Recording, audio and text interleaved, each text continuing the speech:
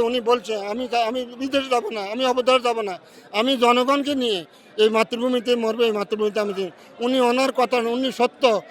আমি 79 সনে শহীদ প্রেসিডেন্ট মরহুম জিয়া রহমান স্বামী হাত মিলেছে। আমি সেই তখন থেকে এই বিএনপির এই আদর্শ নিয়ে আমি অনুসারী এই দলকে ভালোবাসছি।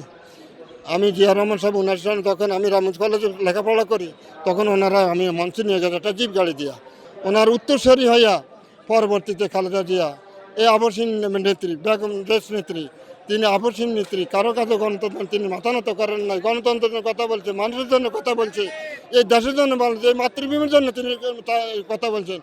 তবে আমি একটু বলবো, ওই ঘাতক স্বৈরাচার, ওই খুনি আর জীবনে আমি চাই ওই খুনি বাংলার পবিত্র মাটি বাংলার মাটিতে সে আর তার পা না পড়ে আমার মাতৃভূমিতে, তাকে নিস্তেজ করে দিয়েছে এই খালেদা জিয়াকে 6টি বছর বারবার বলা হয়েছে বিদেশ যাওয়ার জন্য, দেয় নাই খুনি, আসতে পারি নাই, ওই দিন জানাজা আসছি আমরা আগারগাঁও ছিল, আমরা আর ভয়ে ঢুকতে পারি নাই। আর যা আবেগ নিয়ে উৎকণ্ঠা নিয়ে নামাজটা খেয়ে গুরু আদান মসজিদে নামাজ পড়ি, ওনার রুহ মাফ করার জন্য আসছি। আমি এটুকু বলবো, আল্লাহ ওনাকে জান্নাতবাসী করক, ওনাকে ব্যস্ত নসিব করক। যতদিন এই দেশ থাকবে, যতদিন পৃথিবী থাকবে, রোজ হাসর কিয়ামত পর্যন্ত আল্লাহ যেন ওনাকে রোজ হাসর কিয়ামত পর্যন্ত ওনার হাসর দিন যেন আল্লাহ ওনার মানে সমস্ত গুলো মাফ করে ওনাকে জান্নাতবাসী করুন।